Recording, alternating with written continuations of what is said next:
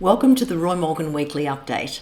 This week we have new research into the Victorian electorate as the state election campaign kicks off, as well as the key weekly indicators of voting intention, government confidence, consumer confidence and inflation expectations.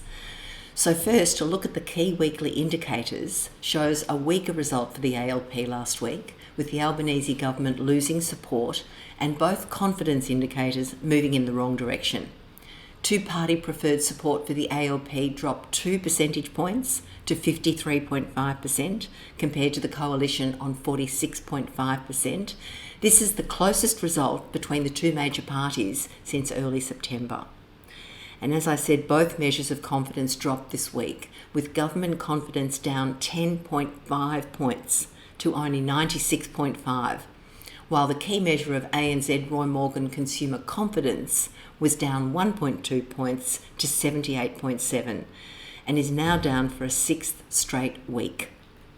The longer-term trend for consumer confidence that we can see here shows the measure is now at its lowest since April 2020, during the early days of the pandemic.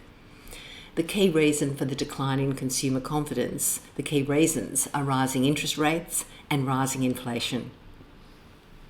Every week, Roy Morgan also asks Australians what they expect annual inflation will be across the next 2 years.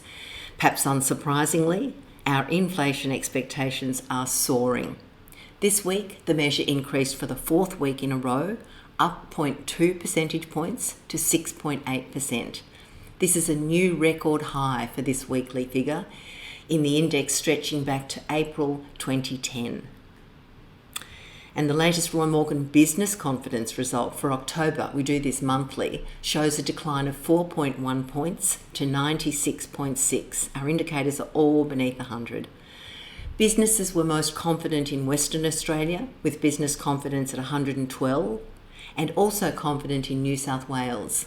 In contrast, businesses had lower confidence in Victoria, Queensland and South Australia, all below 100.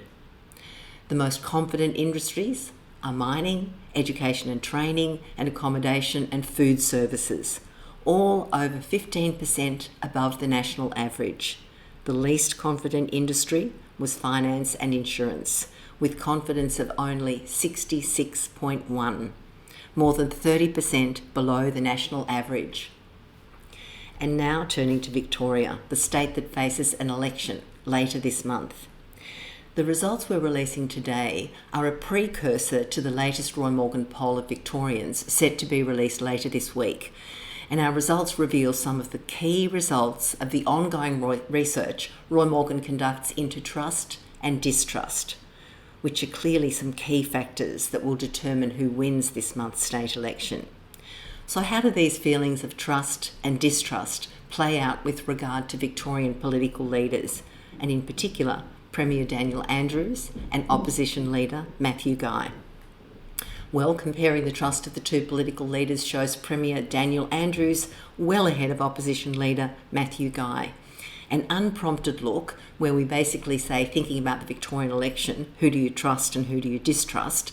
An unprompted look shows Andrews at 15% compared to Guy at only 2% of respondents. But trust isn't the only story. We also ask, who do you distrust? And distrust of Daniel Andrews is actually higher than Matthew Guy, although only marginally. 17% of Victorians say they distrust Daniel Andrews, and 16% say they distrust Matthew Guy.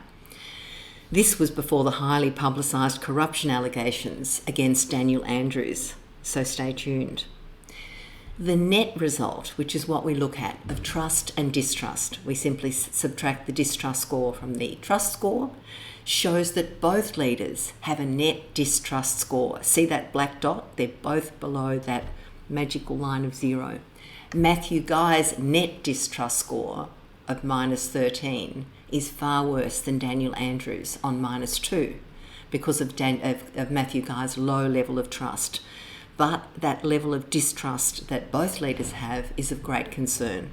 So what do Victorians say about why they trust Daniel Andrews? Essentially, he's reliable, gets things done, he keeps promises, and he displayed good pandemic management. There are several quotes what people actually said on the screen, including good pandemic management, upfront, makes decisions for everyone, not just a few, and big picture thinking on infrastructure and productivity that adds value to the community. Those who distrust Daniel Andrews say he's dishonest, a liar, self-serving and in it for self-interest, and that he's corrupt. Very, very divided views. Some quotes from the respondents on screen include, he's a megalomaniac that makes decisions for his own interests, power hungry. Someone else said, I don't trust his policies and believe him to be power hungry. He blames others for his mistakes and gets laws and policies through in a sneaky way. The Victorians who trust Matthew Guy, and remember it's only 2%, say he's better than the alternative. They're better than Daniel Andrews, the ALP, the Greens, and he has a good character. Some quotes include, why do you trust him? He's a better choice than Andrews. And Matthew Guy says he wants to fix the health system, cut taxes to help ease the cost of living, and let us keep more of our money, cleaning up Andrews' corruption. The Victorians who distrust Matthew Guy say he's dishonest and a liar, etc. Some quotes from respondents are on screen, and a couple include, doesn't have anything to say, but he's quick to attack others, and he lacks capacity, vision, and an understanding of human needs. So looking forward, this promises to be an interesting month for Victorians as we face a state election with the heavily favoured Labor government of Daniel Andrews against a reinvigorated coalition led by Matthew Guy.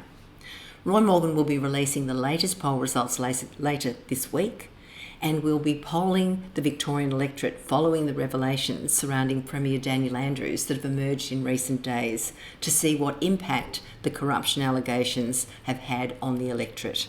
So stay tuned for the next instalment, and thank you for listening. Talk to you soon.